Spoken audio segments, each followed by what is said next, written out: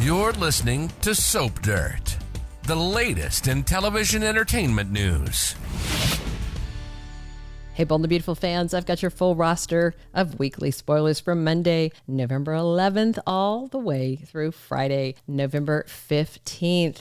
It's Belinda from Soap Dirt, and we're going to have Deacon raging, Luna scheming, and Carter sabotaging Forrester Creations and the people who have been so good to him for so long. And hey, if you have not, please reach down, click that subscribe button. Let's dive right into the action happening Monday, November 11th, season 38, episode 41.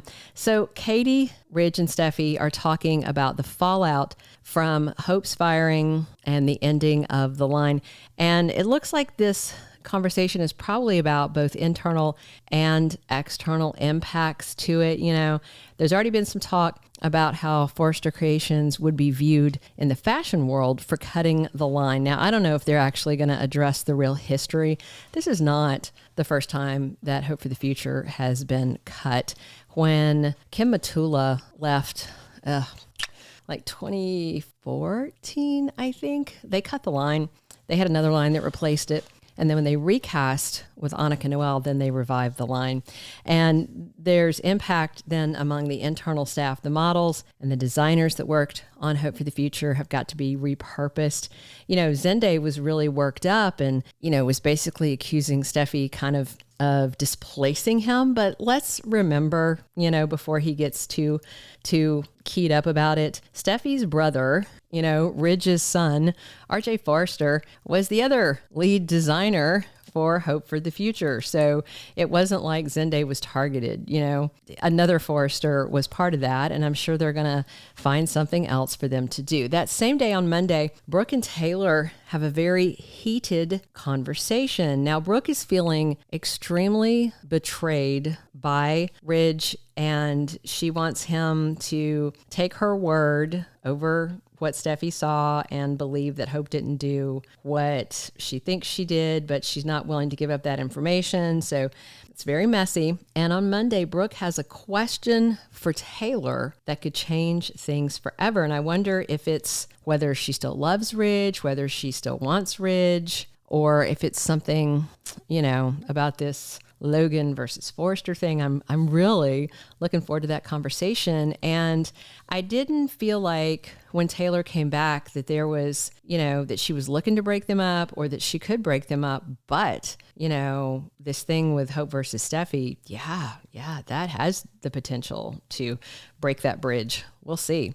Tuesday, November 12th is season 38, episode 42. So we have Will and Electra with this chemistry. I mean, they just met, right? Like 2.5 minutes ago. And it looks like there is going to be a kiss this week in one of the photo shoot rooms.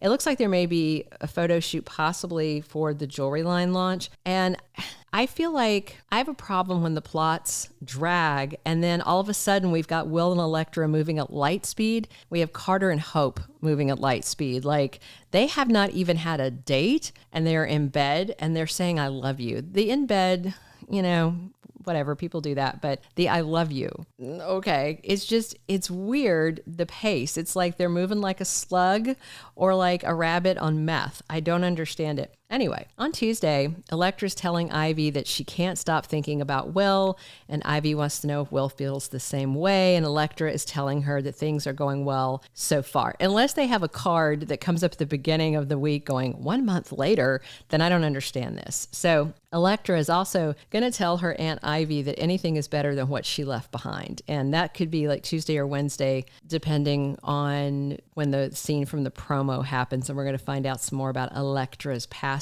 She's so pretty, isn't she? Wednesday, November 13th is episode 43 of season 38. Electra is worried about being in the spotlight, and that's why I think there might be a photo shoot to promote the Forrester jewelry line launch. She thinks her darkest secrets could come to light, and we're going to meet a new guy The actor's name is Christian Weissman, and he's playing a character called Remy Price. This seems to be Electra's ex, and he seems to be obsessed with her. He's got one of those stalker walls of photos, and wherever she was living before, and she's kind of lived all over. I don't know how long he's been following her, but he is not going to be happy she's dating Will, and he is in LA. And, maybe he should get together with Luna, because they seem to, have that similar mindset of, just bat crap, stalker, crazy. Although honestly, we probably don't want those two together. That would be absolutely terrifying. Thursday, November 14th, we've got episode 44 of the current season.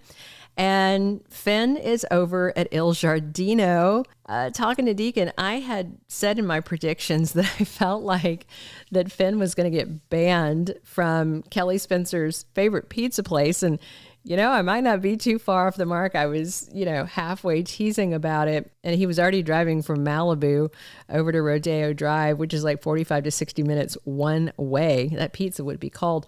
And Deacon, at this point, he's going to find out that Hope was fired. And Carter was telling him, things are going great for Hope over at Forrester Creations. And by Thursday, he'll know that his daughter was fired, and it was because Steffy thinks that Hope was making a move on her man. And Deacon obviously is going to be Team Hope on this and is going to believe that Steffy misread things.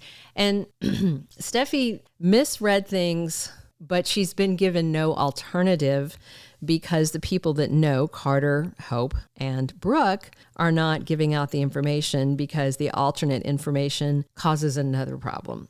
So basically, Deacon and Finn are bickering. Finn's like, I came into the room, she's in lingerie, and says, I was waiting on you, and then she pounced on me.